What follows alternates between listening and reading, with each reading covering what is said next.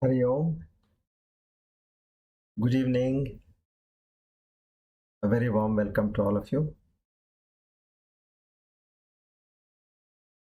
Please come. Let's pray to the Almighty, take His blessings, then get the divine knowledge as well.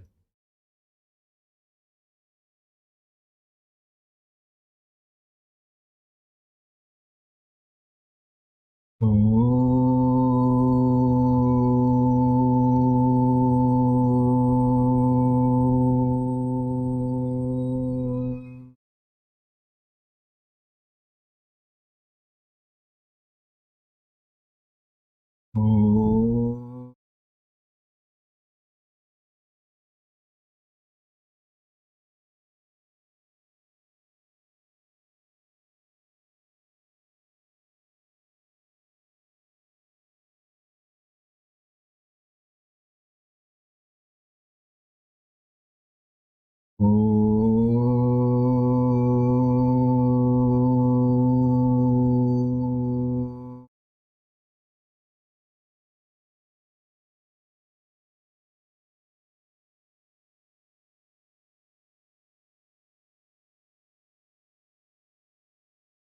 Asato ma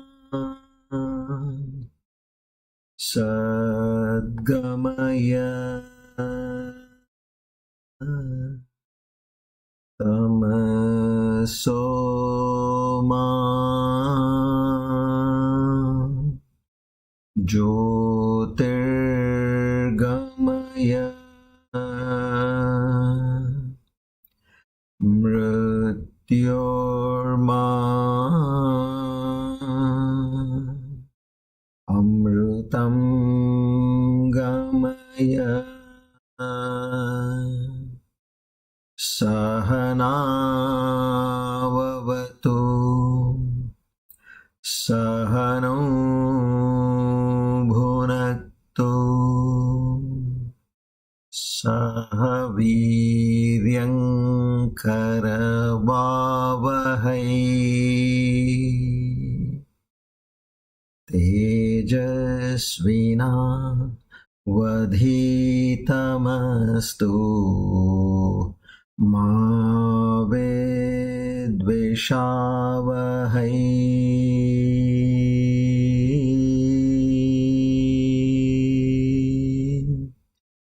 Om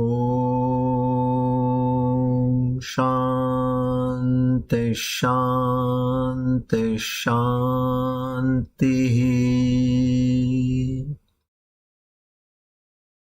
Hari Om Tat Sat.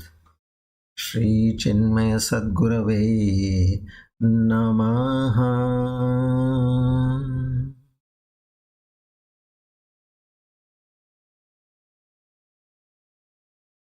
O Lord, the Almighty, the Omnipresent, the Omniscient, the Omnipotent, who also has the divine names Samayagnaha, Havirharihi, to such a magnificent Lord. Together,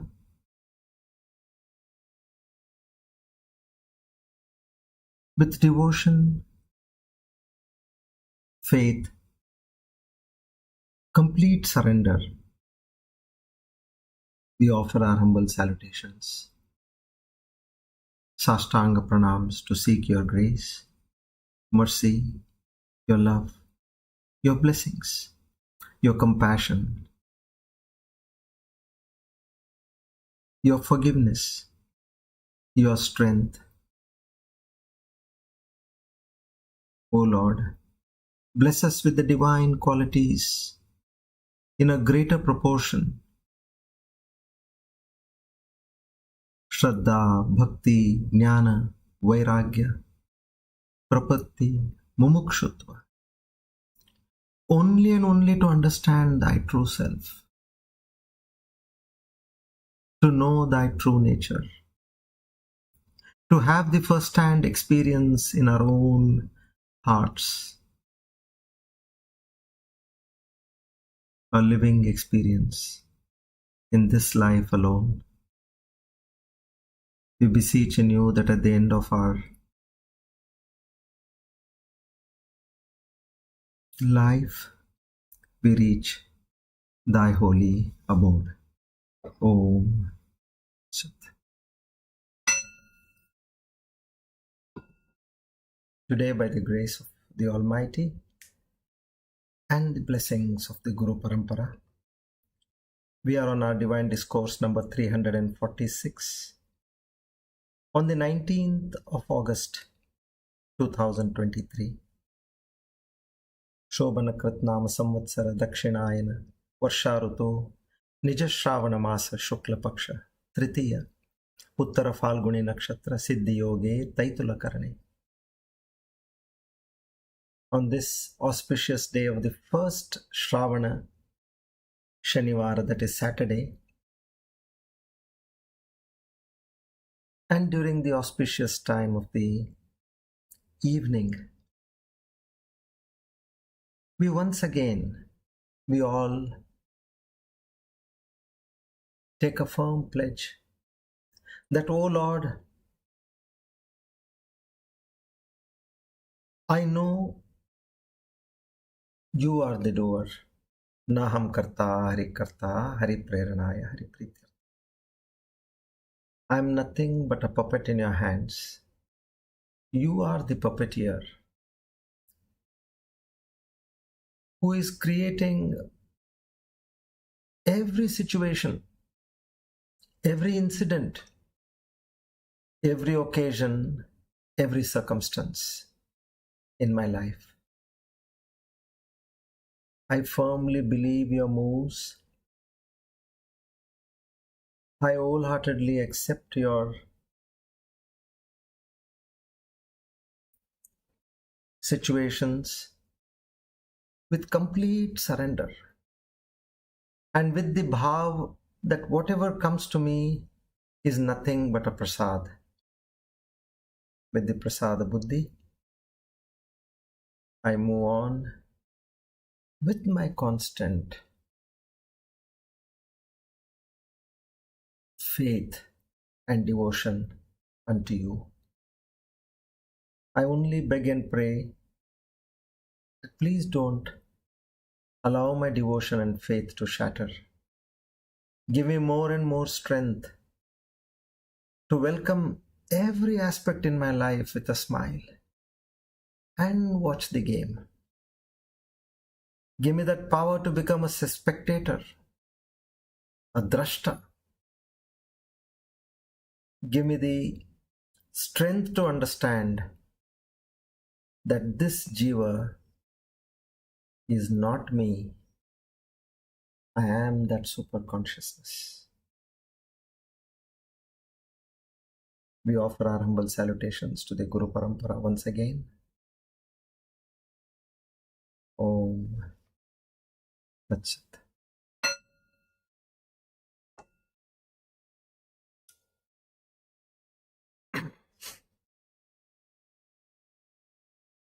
Good evening, everybody. A very warm welcome to all of you once again. My apologies. We had to take this class today since I'm traveling to my hometown on this coming Tuesday and subsequent Tuesday also I'll be returning. So let's see how we can have our class maybe during the week next. The Tuesday class will be somewhere by weekend of next week. So we'll try to cover up that way. So I have some travel plans due to family commitments and we'll try to cope up and keep up the pace. Now today, we'll try to understand from verse 33.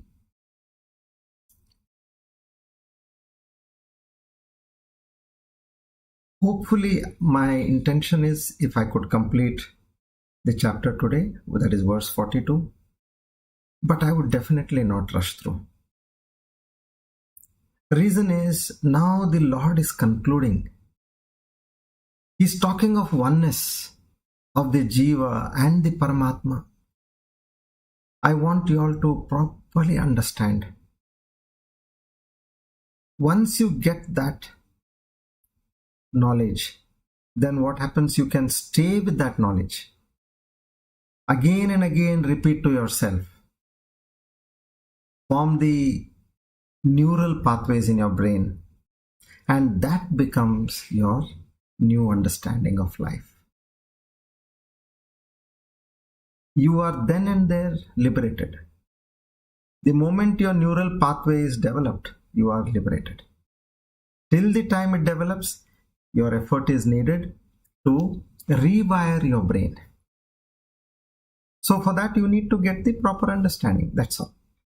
So we'll try to take it forward on those lines. And if you all have any doubt, you can ask during the class as well. And we'll try to answer and get going. So in the previous verse 32, evam bahuvida yajna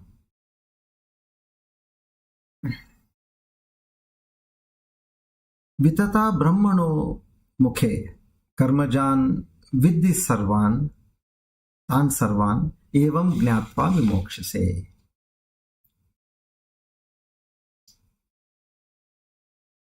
Now there are several sacrifices which we learned up to from verse number 24 onwards. Now we learned all the 12 sacrifices.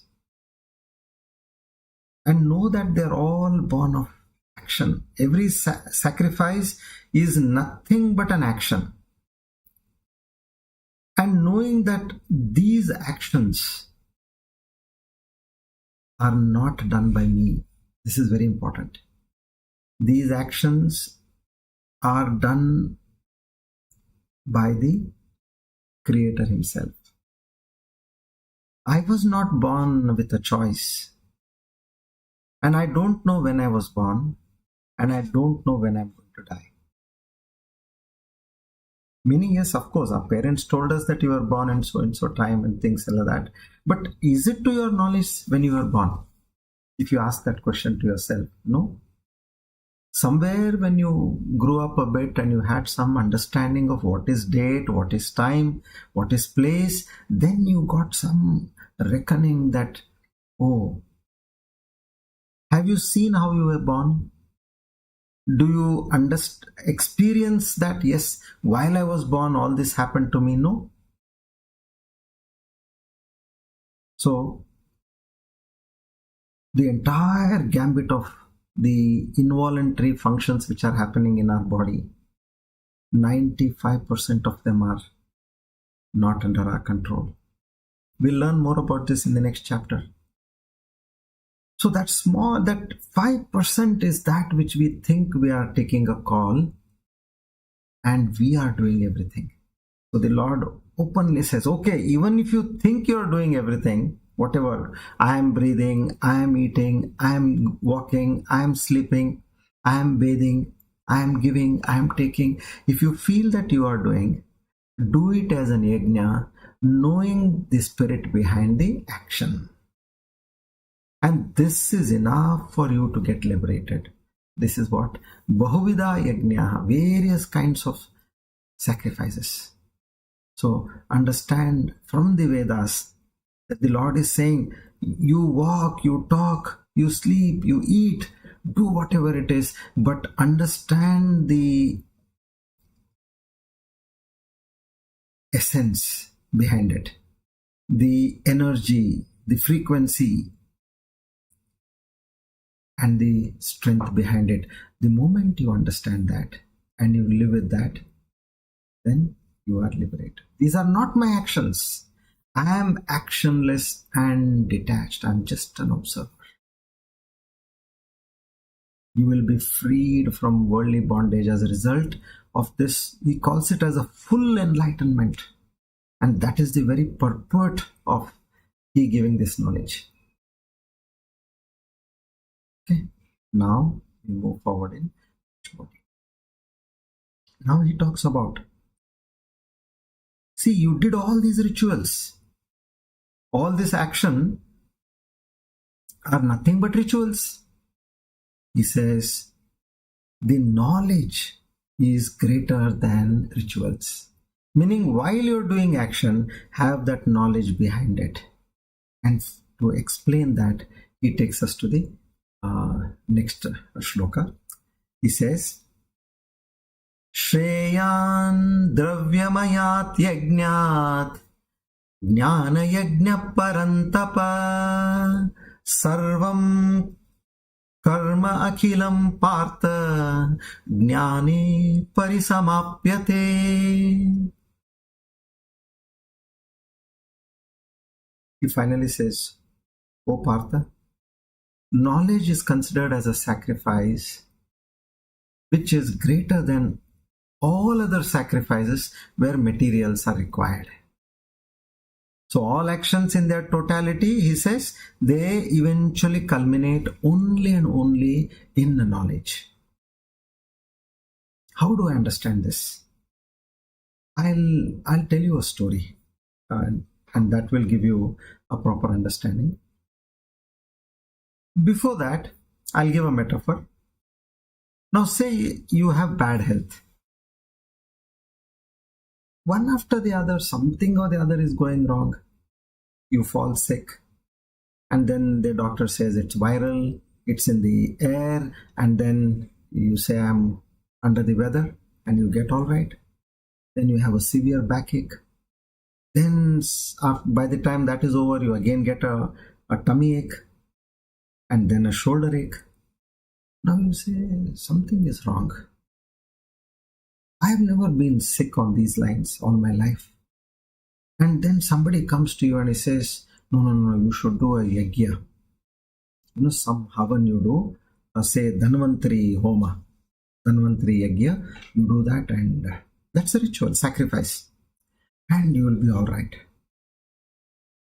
But now understand, the greater than doing a Dhanvantri Homa, okay, you are seeking the grace of the Almighty, but greater than that, one should understand what are the reasons for my bad health. Why is this happening? If you understand those reasons, then probably you will be able to correct your lifestyle practices.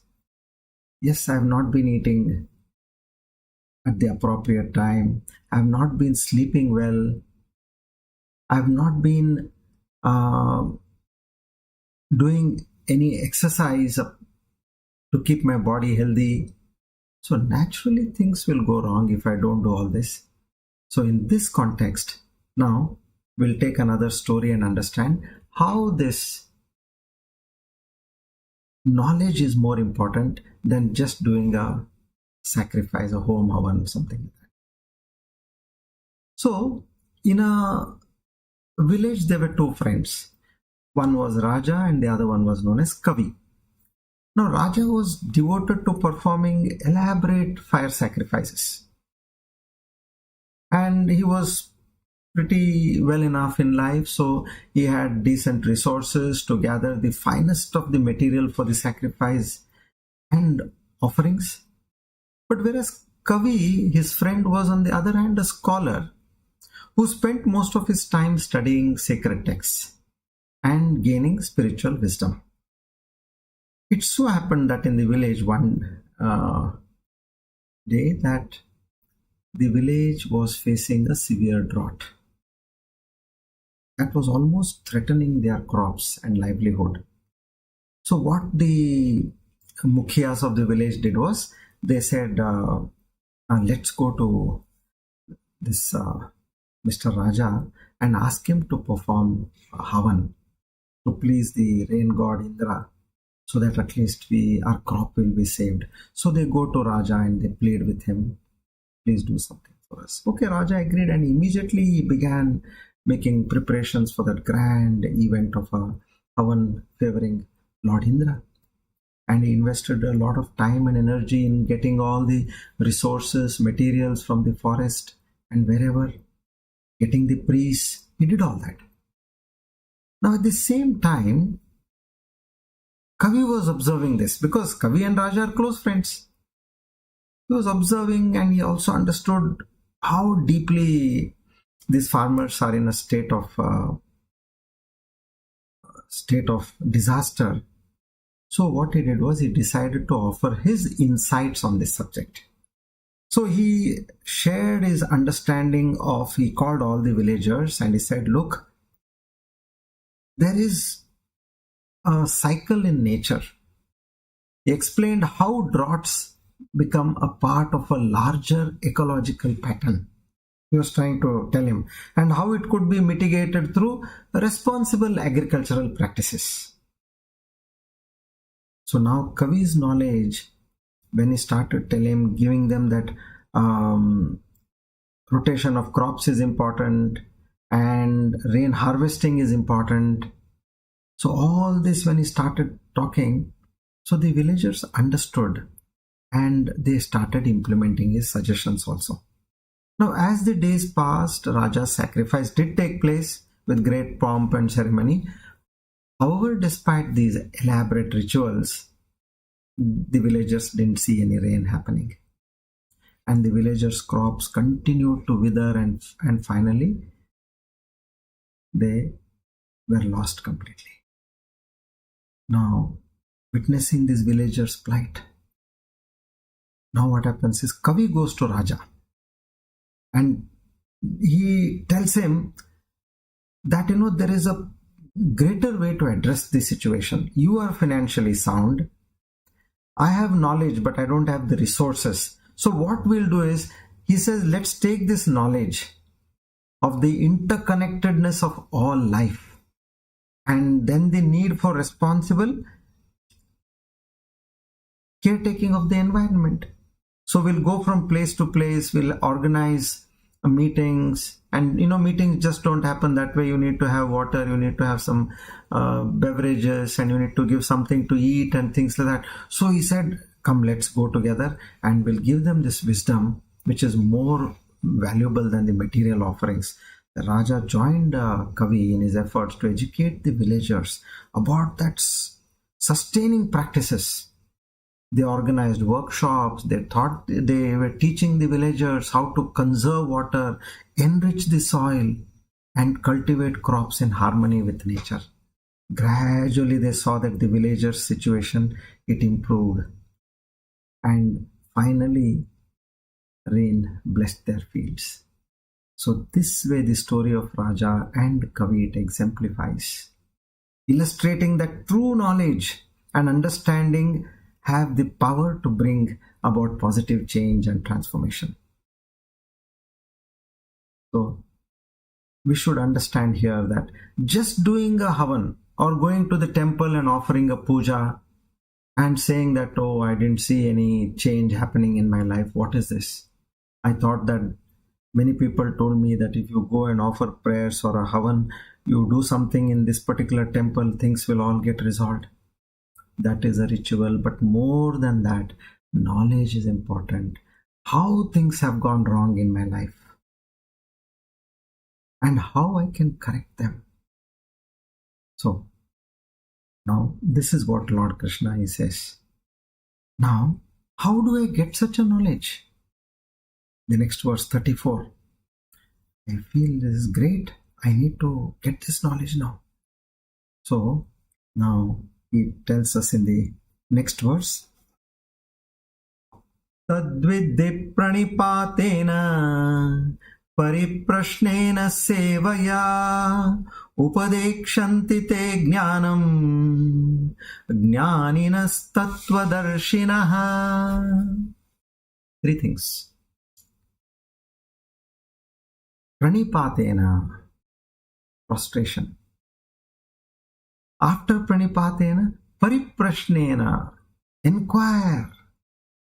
Don't keep your doubts to yourself. Do whatever thinking you can on that doubt. But if you are not getting an answer, pariprashnena, ask doubts to your guru. And then sevaya. Sevaya is service. For the knowledge you are getting from the guru, he is running an ashram. So you need to give whatever service you can do for that particular noble task what he is doing. So in this way, these three things, and there he defines pranipatena. prostration by lying fully stretched on the floor with the face downward to the, like as we do in Surya Namaskar. So this is what the Shastra said, with prolonged salutation and pariprashnena, through inquiry as to how bondage, liberation is happening, and how knowledge and ignorance can drive that ignorance of mind, and sevaya, through the service of the Guru. So in this way, he says, these three things are what you need to have. And now the important part is,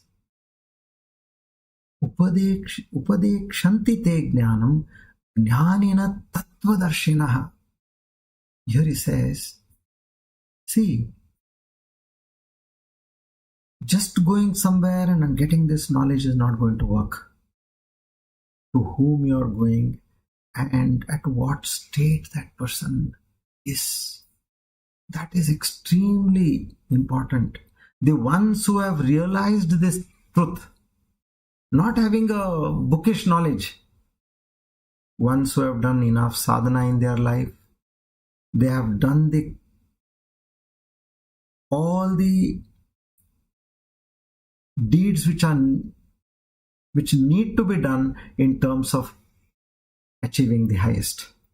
So in that way he says, Jnanina tattvadarshinaha. Approach a teacher. See, I was trying to understand initially when I studied in 2011. This supreme knowledge is anirvachaniya. Anirvachaniya means it cannot be explained. Now at one state what happens is, up to the level of perceptions, mind,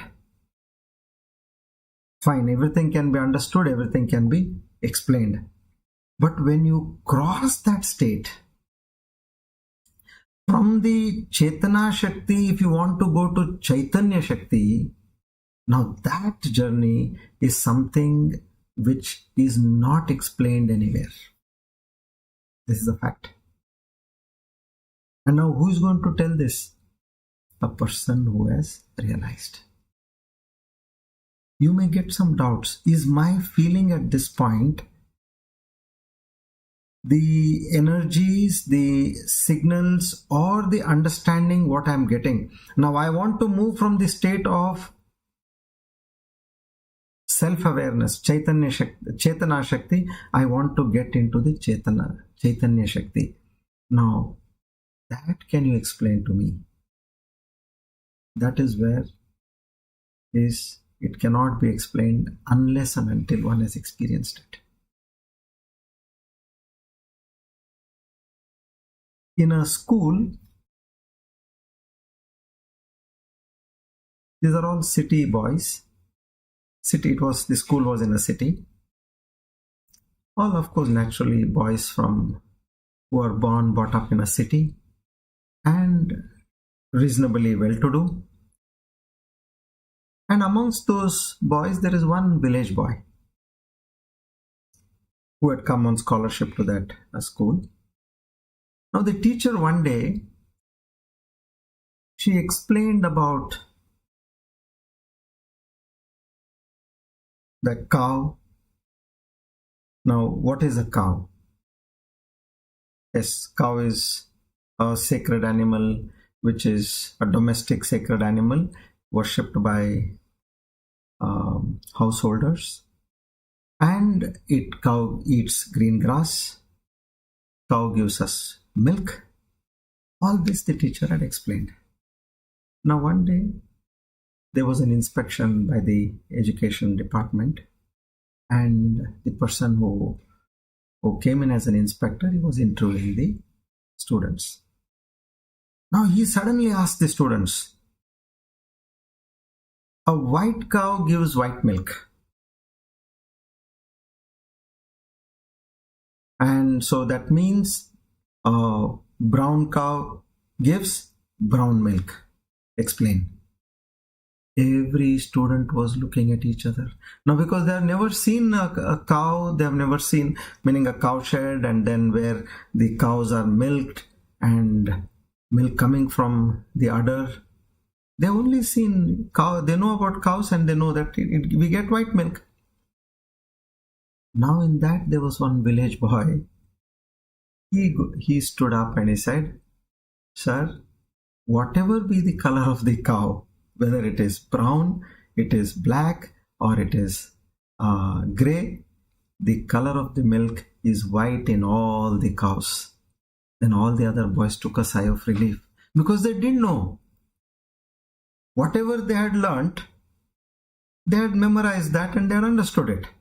But when such kind of tricky situation comes, what happens is any person would get stuck who does not have the practical knowledge. So this particular Atma Gnana, you need practical knowledge beyond a point.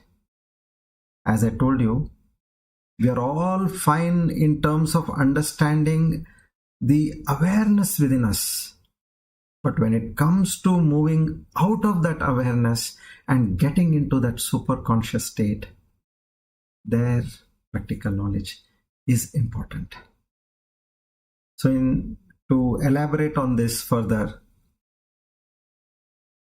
in kingdom of Hastinapura, there was a young and eager disciple named Satyakama. Now here I'm just trying to tell you a story about the qualities of a student. So he had heard of a renowned sage by name Guru Parashurama, who had possessed immense knowledge and wisdom.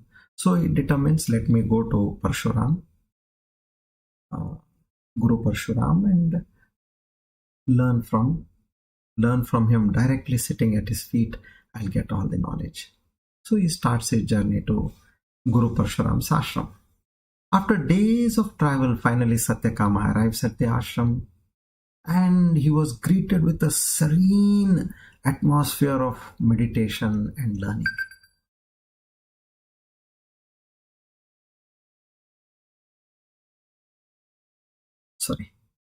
So he bows down to the Guru with a Sashtanga Pranam. "O revered Guru, I am Satyakama, I come from so and so place. I am a seeker of truth.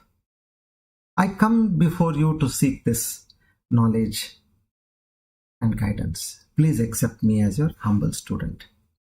Now Guru Parshuram observed the young man's earnestness, the way that what you call as in terms of how he offered his pranams. So there was earnestness, there was devotion, there was respect, there was humility. And looking at this, that Guru Parshuram, he nodded his approval. He said, "Satyakama, your approach reflects the essence of a true disciple. You bow not just to me, but to the wisdom that flows through generations," meaning the Guru Parampara. And now, a seeker like you who approaches a Guru with humility and an open heart is ready to receive the teachings that lead to self-realization. Listening to this, Satyakama's eyes, they shone with gratitude. And as he sat at the feet of Guru Parshurama, learning day by day the intricacies and the insights of Atma Gnana. Over the years, he imbibed the sage teachings not only through words but through actions and example. He could see his Guru as an example, and Guru Parshuram guided him in understanding the scriptures and the profound truths they held. Now, he grew in wisdom. He began to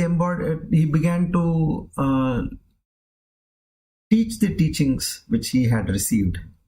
He says, "This is the way I am showing immense dedication and loyalty to my Guru, and serving him with utmost sincerity, treating that Guru Parshuram was not only his teacher but also a guiding light on his spiritual journey." Slowly, Satyakama, he emerged as a wise and compassionate teacher himself.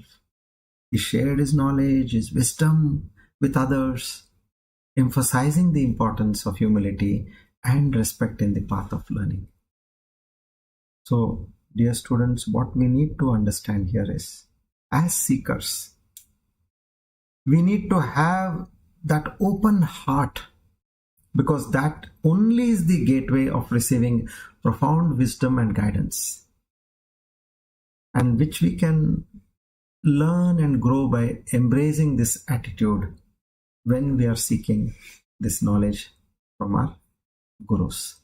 So this way, these are the three things: pranipatena, pariprashnena, sevaya. And whom to approach? Jnanina tattvadarshinaha.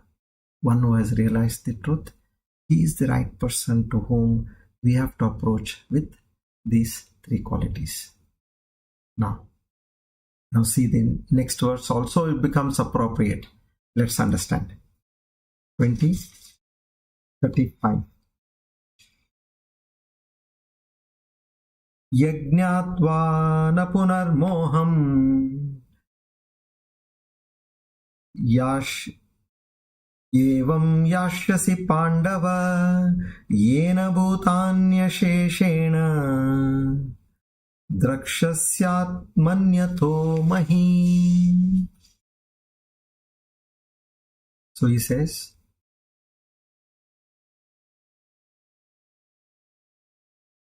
we all are under delusion now. We don't understand. We think I, me, myself. This is one standard mind frame which we all are in it. Yajñātva na punarmoham.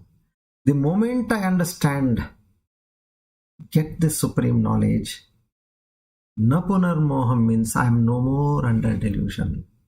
Evam yashyasi pandava. This way, Arjuna, you will not come under moha. And what you will see, yena bhutanya sheshena. And without any, you will see all beings without exception in your own self. Drakshasyaatmanyato mahi. And you will see without exceptions all beings in the self, meaning in yourself and also in me. So now see, this is a very important declaration he makes. You will see everybody in yourself and you will also see them in me, meaning I and you are no different. This is you will realize the identity of the individual self and God, which is very well told again and again in the Upanishads. Now we have to go a little slow on this. Everywhere the same thing he says, like God says in, Lord Krishna says in other chapters. See me in everybody and see everybody in me. And he says, he again tells us, you see everybody in you and you see you in everybody. So this way the same thing is told in different ways. Now, Aham Brahmasmi, Mahavakyas, Tvamasi. Then you have Ayam Atma Brahma, Ajnanam Brahma. See, all these are talking that there is only one and one truth and reality. That supreme consciousness, there is nothing else other than supreme consciousness. Which means what? Whatever we are seeing in this universe is all nothing other than Brahman. It could be from a blade of grass to Lord Brahma. It's all he and he alone. Now, this is another important aspect which Lord Krishna is again telling us here. You need to understand this carefully. I don't know how to understand this. It's pretty difficult for me to understand. How can I see myself in everybody? And how can I see everybody in myself? So now, we'll again understand this. I'll give you two examples. We'll take a story again. Okay? So, again a village, a very peaceful village next to the mountains, rivers flowing. And it was in a a hilly region, so the weather was always good. There lived a wise sage. His name was Rishi. He was known for his deep understanding of the world and also the ability to give spiritual wisdom, whoever came for guidance. One day, a young traveler named Arjun, he visits him. Okay. Now, Arjun, he goes in the right appropriate manner. He prostrates to the Rishi and he says, "Oh Rishi, I have a question. How can I understand the true nature of all beings and connect with the divine? Please tell me this." Now, what we have learnt in this particular question in Shloka, we have the same question. Now, Arjun asks the Rishi there. So the Rishi was surprised. He said, "Wow, you have come with a great question," which is like, amongst the questions, this is the elite question, which is at the highest level. So Rishi smiles at him and he says, come, let's take a walk. And he takes him slowly for a stroll. And then as he was moving by, he shows him a tree, and which was full of flowers. And he says, "Arjun, what do you see?" Now Arjun replied, I'm seeing a tree which is completely vibrant with colorful flowers and lush green leaves. Now Rishi nodded and said, "Now let's look closer." He pointed to the flower on the tree. "Arjun, tell me, do you only see the flower?" Now Arjun, he looked a little puzzled and he responded, No, Rishiji, I see the branches, I see the leaves, I see the stem, and then here and there I can see the roots as well, which are supporting the tree." Now the Rishi smiled and continued, "Just as you see the whole tree in that one flower, in the same way the divine essence resides in all living beings. When you truly understand this, now in a tree, what you saw the flower. What is that which is responsible for that flower? It is the leaves, it is the branches, it is the stem, and it is the roots. So, in the same way, this divine essence is residing in all the living beings. And when one truly understands, you will see that not only the individuals, but also the entire divine connection that binds us all. Now Arjun's eyes, they widened with realization. These Rishi's words touched his heart because he was pure enough by then. It resonated deeply within him. He began to stay with that knowledge, and with whomever he had in his group as seekers, he shared this knowledge.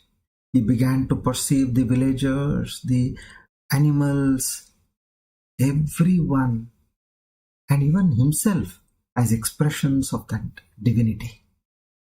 He understood that that same consciousness that is in him is also existing within all the living beings. So this was this new found perspective which Arjuna was able to get as a profound sense of interconnectedness and compassion. He no longer saw himself as a separate person from others.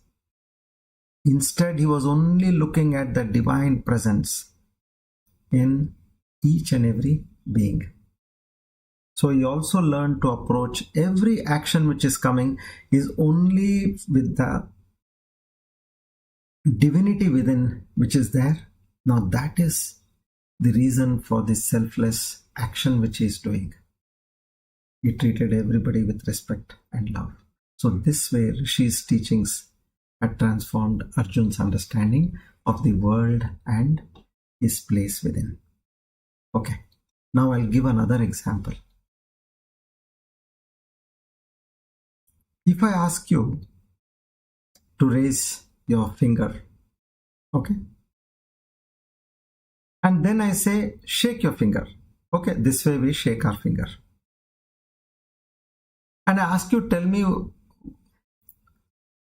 from where to where is your finger, you'll say my finger is from here till here, correct?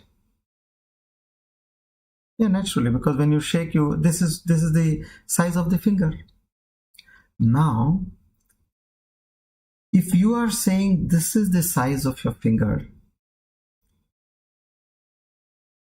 can this finger move without blood circulation in it?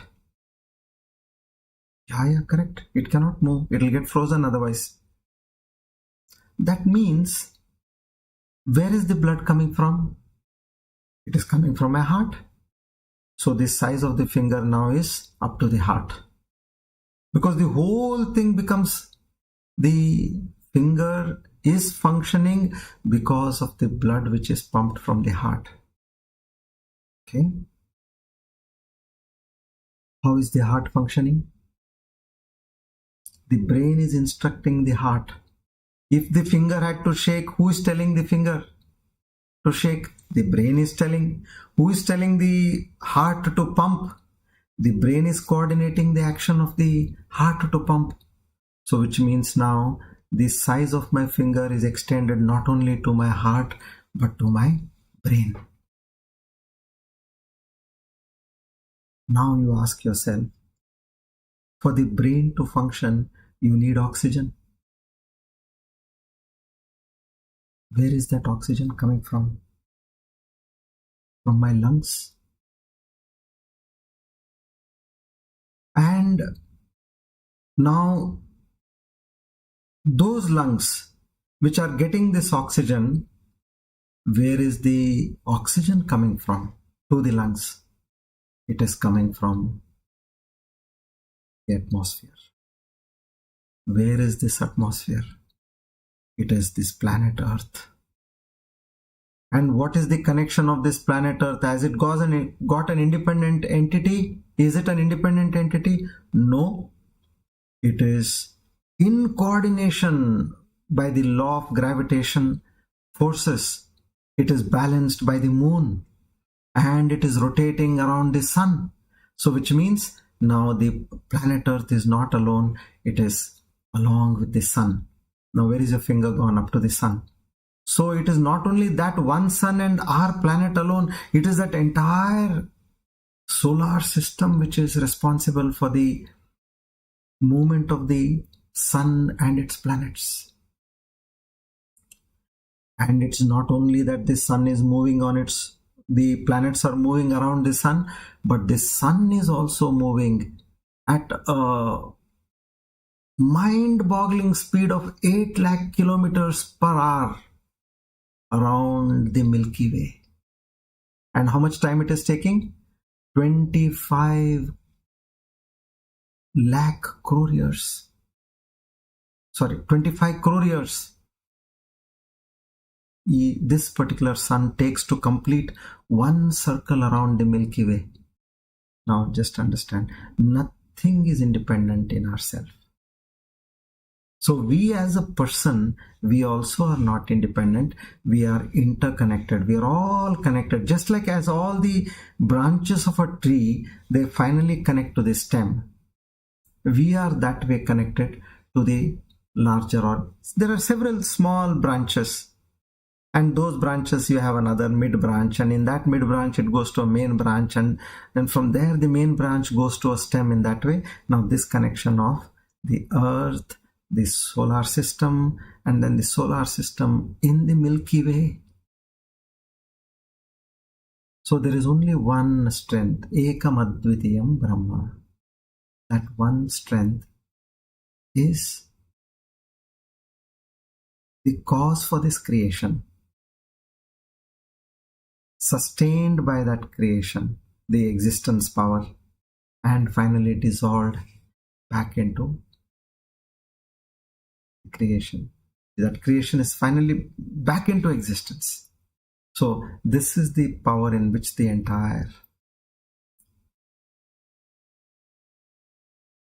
creation is in front of us. So there you, when Lord Krishna says this statement, yes, see all beings in yourself and see all beings in me also, meaning you have to properly understand that it is the identity of the self which is there within you, that Chetana Shakti and the Chaitanya Shakti are none other than one and all.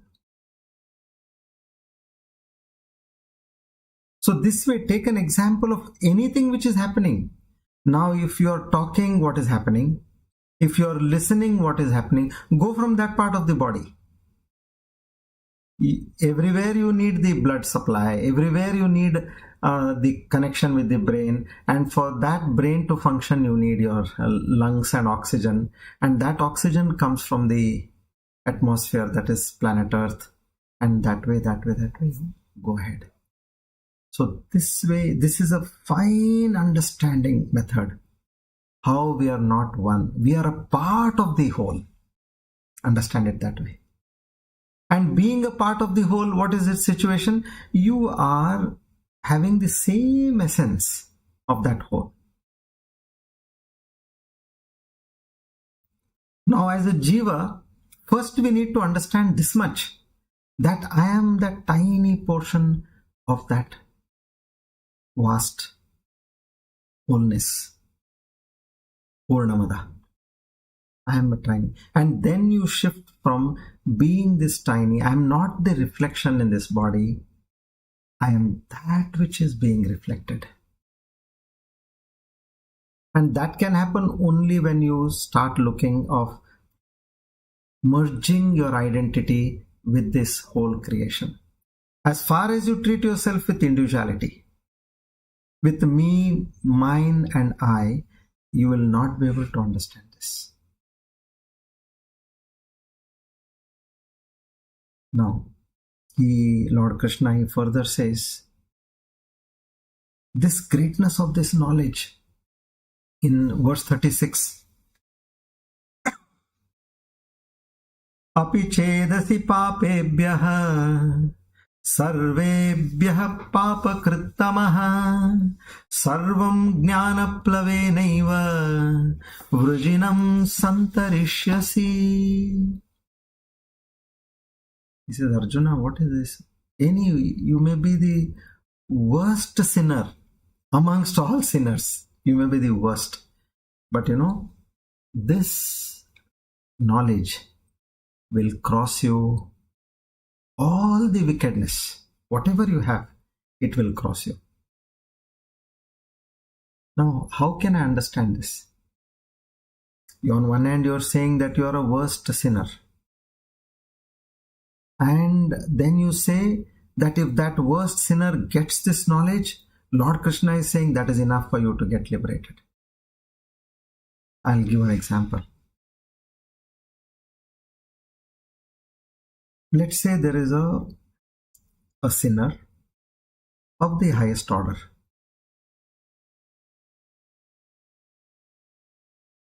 He is completely wrecked.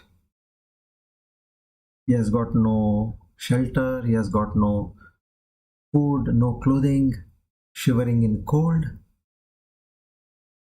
And one day, in his dream, he gets a faint understanding that there is some kind of a mountain and there is a tree, and below the tree there is a pot of gold and precious jewels.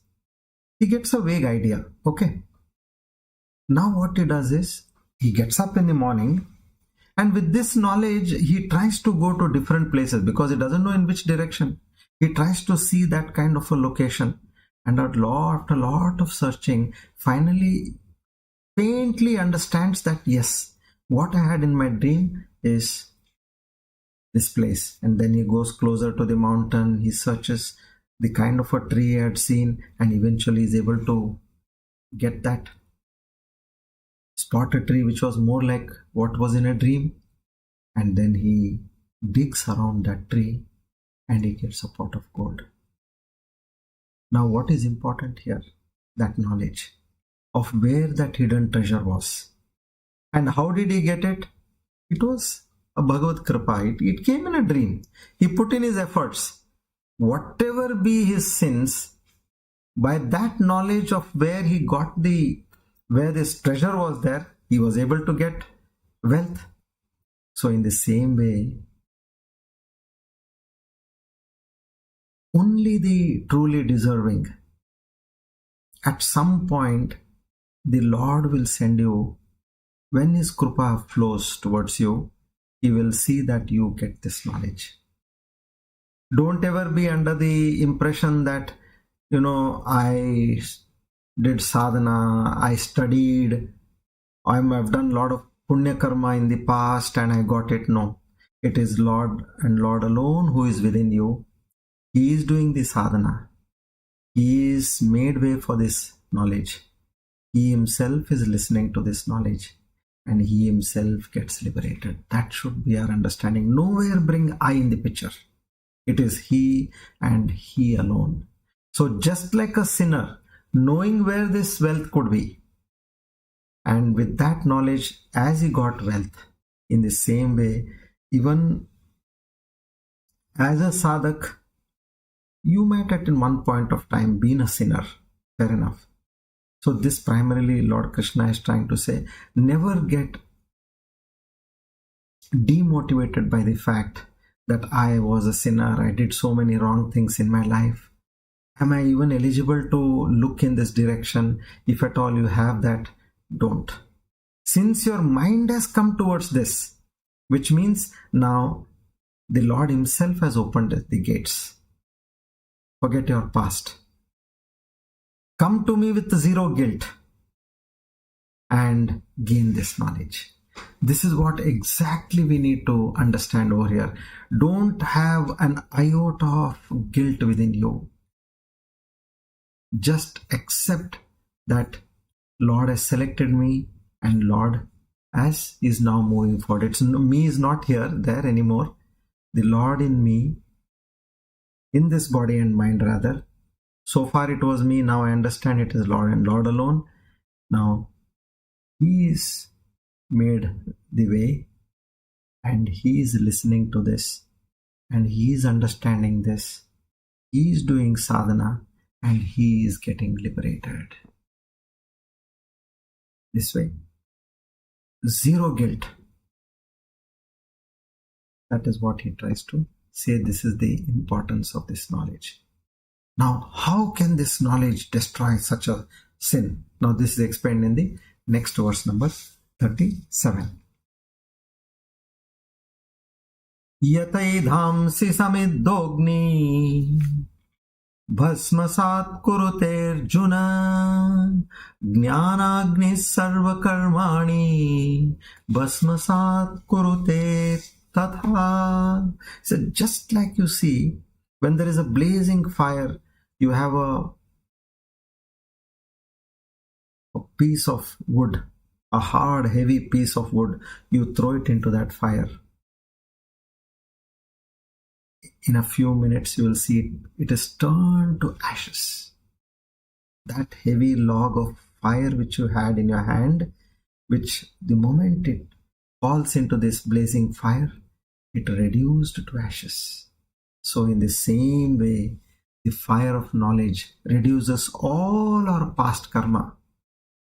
That is, he's trying to justify. You might have done so many bad deeds, but I am keeping an account as per the karmic account. Yes, now you have become eligible to be a seeker, and as you start getting knowledge, all your past sins are burnt to ashes. Just like the sun rays in the morning, there is mist. You can't see. You can't even see a tree in front of your house. It's completely covered by the mist. But by the first rays of the sun, it drives away the mist and everything becomes clear to you. In the same way, the Lord says, the person who gets this knowledge, the delusion is no more to such a person. He is relieved of the delusion and he is able to understand everything in its true sense. There is no moha, illusion is gone. So now he says, such a person, because there is nothing greater than this knowledge in this entire creation. And he talks about the glory of this knowledge. So this knowledge comes to a person who has gained over a period of time through yoga. And he realizes and understands in his own heart. So he says in verse 38, Nahi jnanena sadrusham pavitramiha vidyate tatsvayam yoga samsiddhaha kalenatmani vindati. There is nothing purifying, more purifying compared to this knowledge. In terms of purity, in terms of worth, in terms of its glory, there is nothing which can be compared to supreme knowledge. But one who has, after a long time of practice through yoga, he says, yoga is that constant wanting to be in union with the Paramatma, he realizes. And that by himself in his heart, he understands that I am none other than that Paramatma. What I was thinking as me, is none other than that Paramatma. Now, how can I reach such a state? It's not everybody's cup of tea. Now, here you're saying that through long practice of yoga, you're saying, now please tell me what is that? Then he says, who can get this? So in verse 39, Shraddhavan labate jnanam tatpara samyatendriya jnanam labdhva param shantim achirenadi gacchati. Three things: faith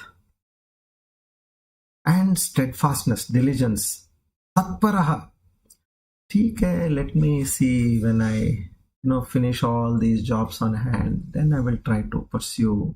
No, he is diligent, tatpara, he wants it. अभी चाहिए मुझे, आज ही चाहिए. I want it now. And for this kind of faith and that kind of tatpara, meaning that urgency, one needs to have control over the organs. Because what happens is, he's having faith, he's having this diligence, but suddenly his sense organs take him to something else which is more attractive. That's what the world does. The Maya does that way. He says, such people don't get this knowledge. Only the people who have these three things, faith, diligence, and who have control over their organs, they attain this knowledge. Once again, he's making it very clear. He's telling us once again, have control over your sense organs and your organs of action. And have that mumukshutva, tivra mumukshutva. Let me see, next birth I'll see.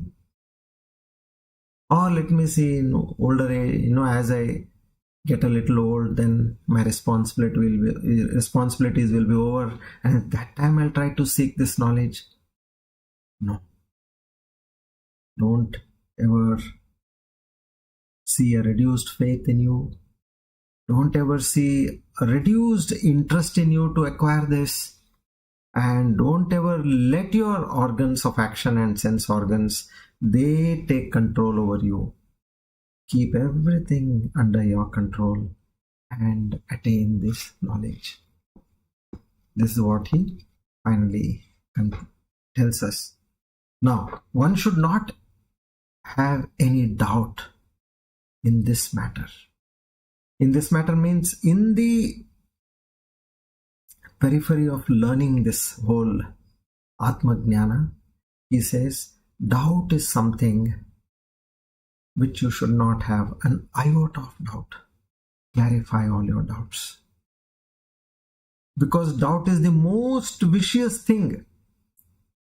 So here again, Lord Krishna, he tries to draw your attention and says, if at all you have any doubt on all what I have told you, don't yield to that doubt. He says, be careful. So that in verse 40, entire one verse, he talks about only this doubt. And what is the fate of a person who doesn't have this 100% conviction?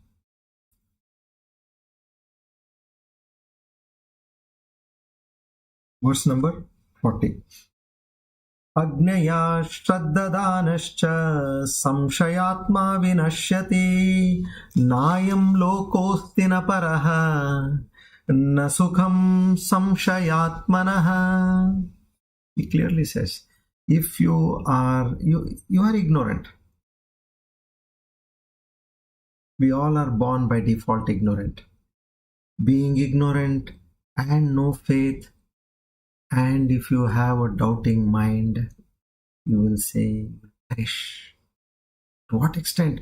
Neither this world nor the next world there will be happiness for you. Any person who has a doubting mind, he will never ever be happy at any point. So what should our state be now? Our state should be that any point of time on any front we have any doubts, think over it for a reasonable amount of time. And if there is a doubt, get it clarified. Don't wait for it. Because you have waited for a reasonable amount of time, you're not getting clarity on that. Fine, let me get it clarified. And get away with it. Yeah, having said that, let me check if there are any questions which have come. Okay. So far, no questions. Good. So now we move on. I'll tell you a story now. There was a young man by name Vikram who was known for his intelligence and curiosity. Now, he heard about a wise guru named Mahesh Yogiji, and who had deep spiritual knowledge, and many considered him to be a Siddha Purush, meaning who had attained that self-realization. So eager to learn this, Vikram, he decides to go and visit this Mahesh Yogi's ashram. Now, he visits his ashram, a serene, peaceful atmosphere. All this, whatever he sees over there, the vibrations, he was captivated by the ashram surrounding. Now, with humility, he approaches the guru, and he says, he offers his pranam.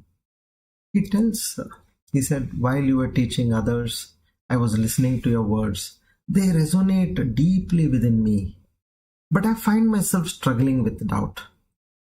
How I can overcome my doubt, which is in my mind and it is bothering me? Please give me clarity. Now the Yogiji smiled, Mahesh Yogiji smiled, and he said, I need to tell you a story. And he starts with a story that in a village there was a young man known as Ravi who had learnt about astronomy. For several years he had learnt about astronomy, and he used to spend his nights observing the stars, the planets. One day, Ravi heard that a comet will appear in the sky after several hundreds of years. Excited, he waited for its arrival, for that day which they had talked about. Now, as the day of that comet appearance approached, Ravi's excitement turned into a doubt. He wondered if this comet was real or just people are talking as a myth. He thought, what if I stay all night and see nothing, And what if everybody laughs at me the next day? So on the night of that expected date of the comet, Ravi was hesitating. His mind was completely clouded with doubt, and he almost decided not to go out and watch the sky that night. At that point, suddenly he remembered of the great stories of great astronomers who had made remarkable discoveries in their life by failing and again regaining their strength, again experimenting, failing, and again repeating the process. So he could understand that they pushed through this doubt and skepticism in life. So he summoned courage. He went outside and he looked at the sky. And there he saw a beautiful comet shining brightly against the darkness. So in that state of light, Ravi's doubts vanished, and whatever he needed to do in terms of his experiment, he did that, and he was able to make a finding by that experiment. So in the same way, now we as seekers, we may get doubts, Arey, what are they talking over here? I don't understand anything. Why should I waste my time on this? So at that point, what we need to do is, we need to look at the great saints who have achieved.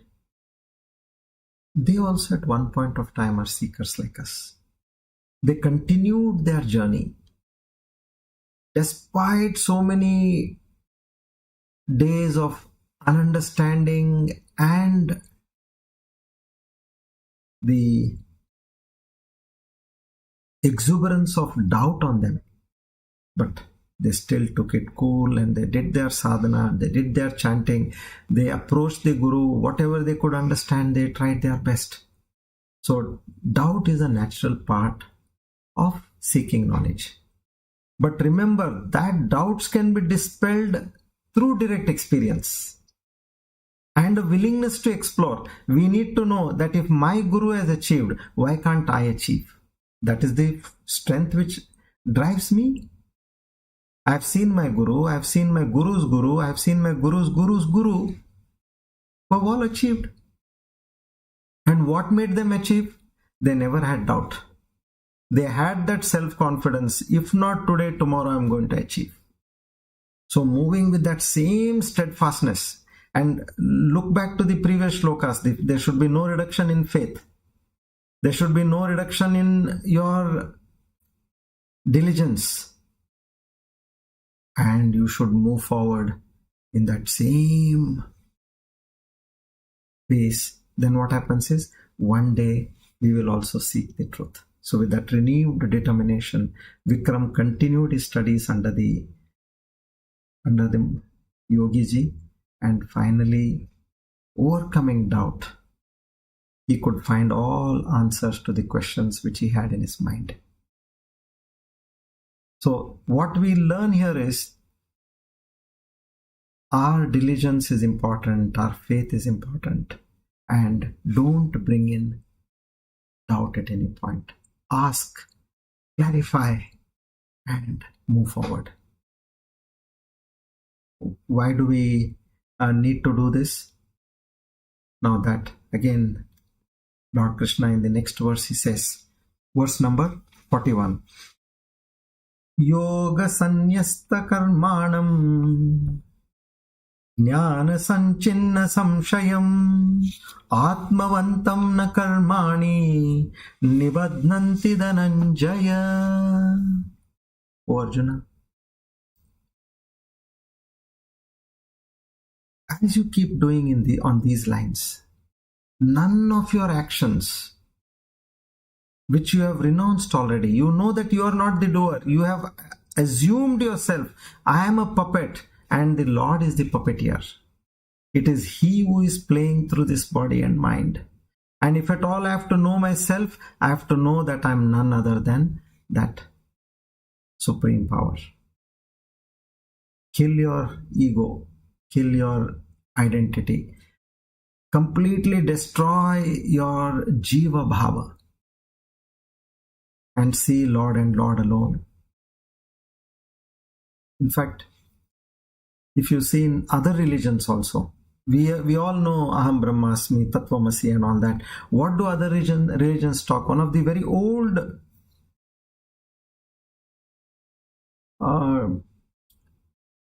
doctrines of Christianity says, be still and know that I am God. These testaments, what they say, be still and know that I am God. A Sufi saint, he tells, I went in search of Allah and I found myself. And when I went in search of myself, I found Allah. Now see, understand? So there is no you over here. It is God and God alone. So the Lord says here, actions do not bind those who have renounced all their actions through yoga of right understanding, who have come out of the delusion, who have come out of the state of doubt, who have firm faith, who have got diligence, and who are pursuing this knowledge. So in this way, whose doubt has been dispelled by this knowledge, and who is no more inadvertent. So there is complete destruction of all his actions. Who has practiced from the destruction of impurities of body, mind, he has practiced karma yoga. And he does not get bound by actions owing to the mere fact of his actions having been burnt away by knowledge. And since one has doubts with regard to the practice of the yogas of knowledge and these actions, they completely get ruined. So that knowledge is what is extremely and extremely important. To start with, yes, the sacrifices are required. The actions, sacrifices means the actions, every action, a yajna, make it a yajna. And how do you make that action as an yajna? By the knowledge which you hold. I see the Lord in me and in others and in the entire creation. There is nothing else I can see other than Lord and Lord alone. This neural pathway, you keep telling your mind again and again. See, let's say you have a friend who is about 20 years old, friend of yours. And one day you come to know that person is a cheat. He's not your true friend. All along he behaved to be like your friend, but his intentions were to make good out of you by deceiving you. Okay. Now immediately, don't you change your mindset? I have now realized that this person is not trustworthy. Don't you change your actions towards him? Don't you change your thought towards that person? Don't you change your feelings, emotions towards that person? How did it happen? Because there was the dawn of realization of truth that this person, you got to know that by facts that person is not trustworthy. In the same way, we come to know that this jiva is an illusion. Everything that you're seeing in your creation, the creation of your own body, mind as a jiva, there is only and only the hand of God, excepting for you taking undue credit that I am the doer. So the Lord says, why are you doing this? If you keep doing that, then go life after life. I have created the karma theory. You enjoy or suffer. But if you want to become one with me, then accept my knowledge and say, what is he telling you? He's saying that you are not this jiva, this limited jiva, this jiva which is suffering most of the time, and here and there it gets some small quantums of pleasure. He's saying you become the supreme power. See, he's not degrading you here. He is taking you to the highest level possible. And our understanding has to come in sync with the divine knowledge. So now he tells Arjuna in the last verse,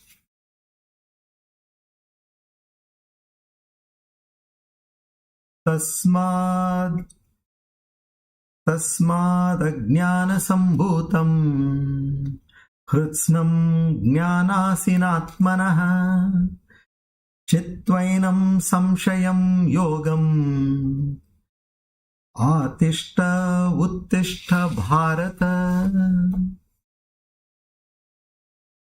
He says, "O this scion of Bharata dynasty, take recourse to this yoga, what I am teaching you.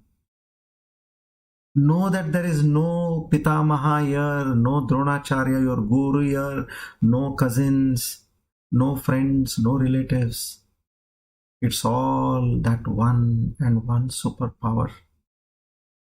It is all that the leaves, the branches, the fruits, the flowers, everything is that tree and tree alone. You are not a separate flower. You don't have that identity. You are the tree. The leaf is the tree. The fruit is the tree. It is all expressing in different ways. So cutting asunder with this sword of knowledge, this doubt of yours, what you have in your heart, come out of that. Rise. Rising from that ignorance.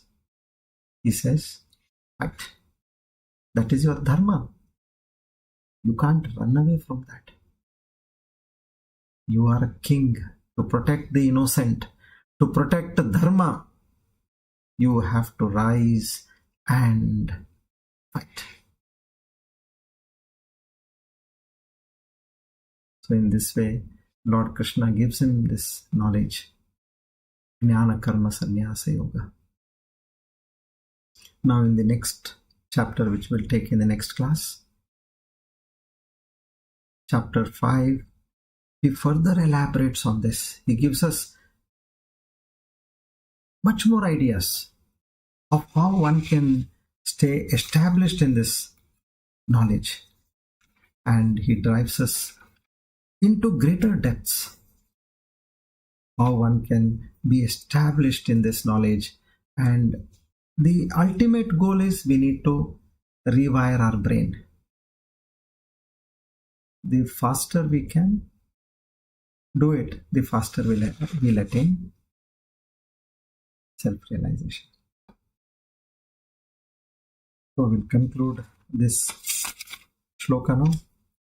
Om Tat Saditi Srimad Bhagavad Gita Su Upanishatsu Brahma Vidyayam Yoga Shastre Shri Krishna Arjuna Samvade Gnana Karma Sanyasa Yogo Nama Chaturto Dhyayaha. I will read the first shloka, that is the practice. Shri Bhagavan Uvacha Imam Vivasvate Yogam Proktavan Avyayam Vivasman Manave Praha Munirikshvakame Bravit. Shri Krishna Paramastu Idam Namo. Om Tat Sat. I think we won't be able to do meditation today, but we'll we'll understand the two divine names, and we'll move forward with Dhanvantari Mantra, and we'll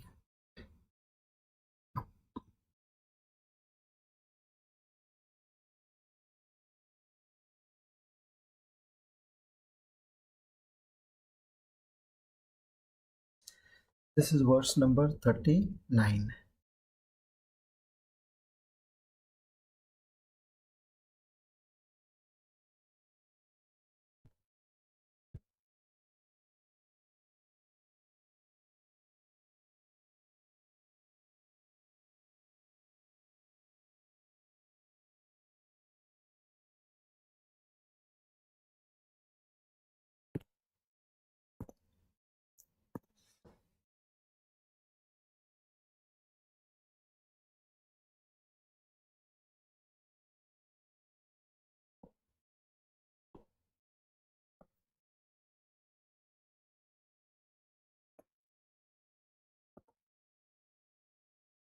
358.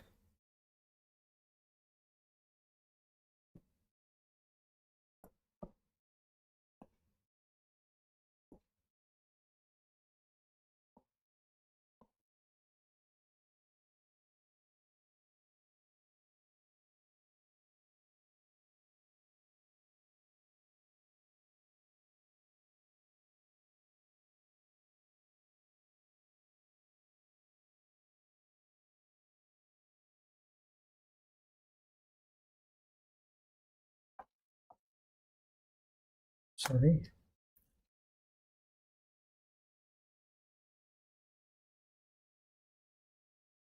Atul Sharabha Bhim समयज्ञो हविर्हरिः सर्वलक्षणलक्षण्यो लक्ष्मीवान् समितिञ्जयः.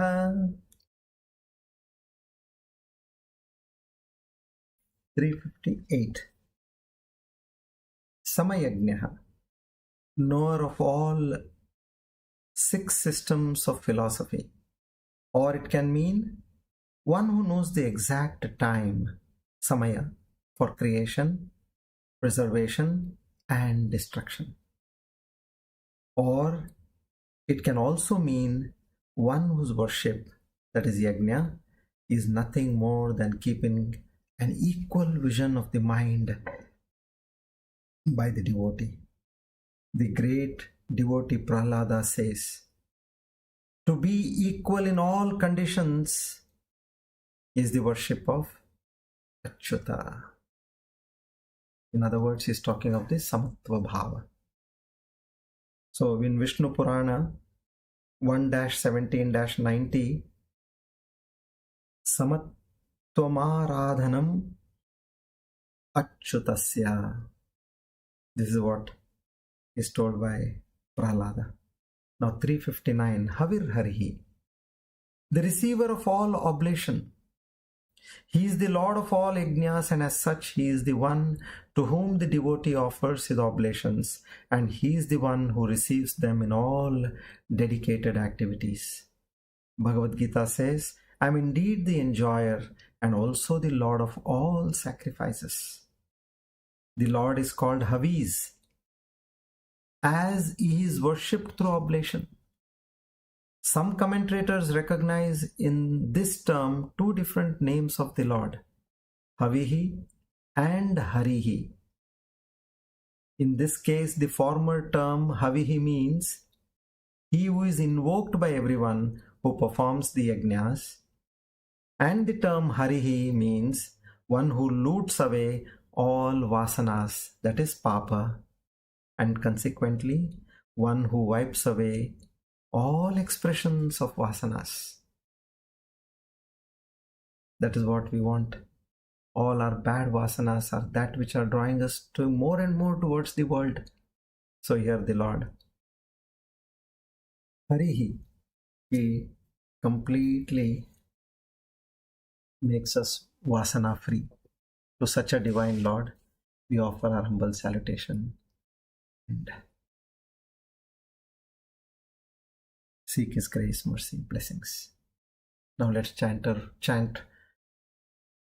for good health Shri Dhanvantari mantra. Om Namo Bhagavate Mahasudarshanaya Vasudevaya Dhanvantaraye Amrutagalashahastaya Sarvabhaya Vinashaya Sarvaroga Nivaranaya Trailokyapataye Trailokya Nidhaye Shri Mahavishnu Swarupa Shri Dhanvantari Swarupa Shri Shri Shri Aushadha Chakra Narayanaya Swaha. Om Namo Bhagavate Mahasudarshanaya Vasudevaya Dhanvantaraye Amrutakalashahastaya Sarvabhaya Vinashaya Sarvaroga Nivaranaya Trailokyapataye Trailokya Nidhaye Shri Mahavishnu Swarupa Shri Dhanvantari Swarupa Shri Shri Shri Aushadha Chakra Narayanaya Swaha. Om नमो भगवते महासुदर्शनाय वासुदेवाय धन्वन्तरये अमृतकलशहस्ताय सर्वभयविनाशाय सर्वरोगनिवारणाय त्रैलोक्यपतये त्रैलोक्यनिधये श्रीमहाविष्णुस्वरूप श्रीधन्वन्तरी स्वरूप श्री श्री श्री औषधचक्र नारायणाय स्वाहा.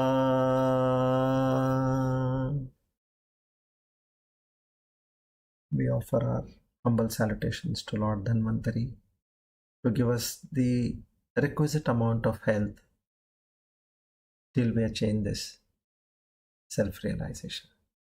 Om Tat Sat. Now,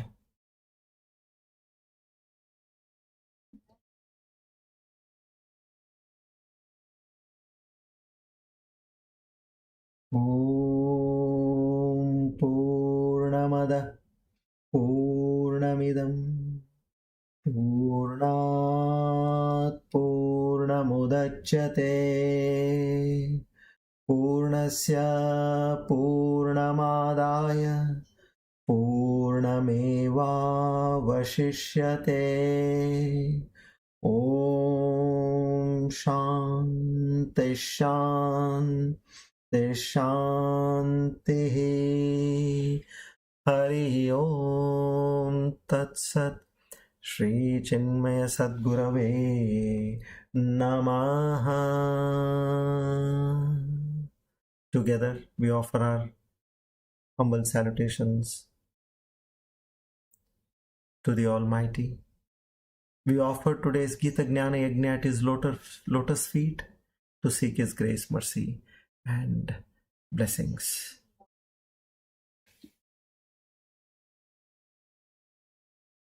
Nam karta hari preranaaya hari prityartam Shri Krishna arpanamastu idam namama. Om Tat Sat.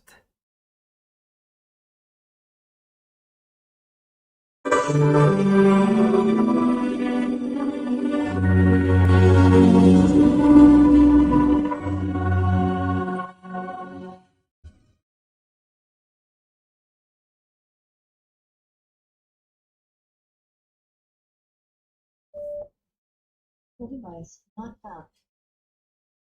90%.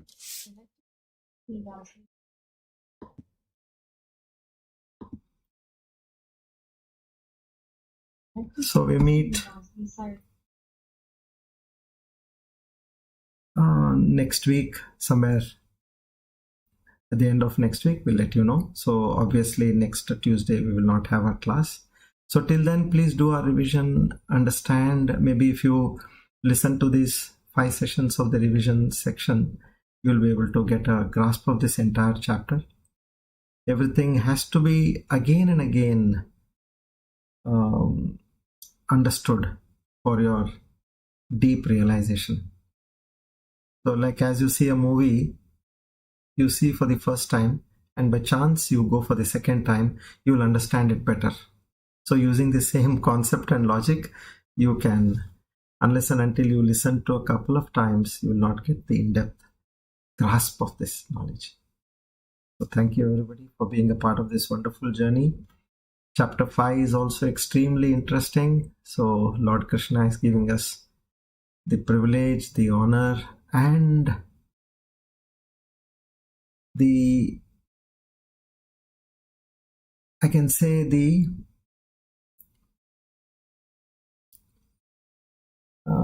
kripa to be a part of this journey further ahead. So seeking His grace, we move ahead. Thank you. Hari Om.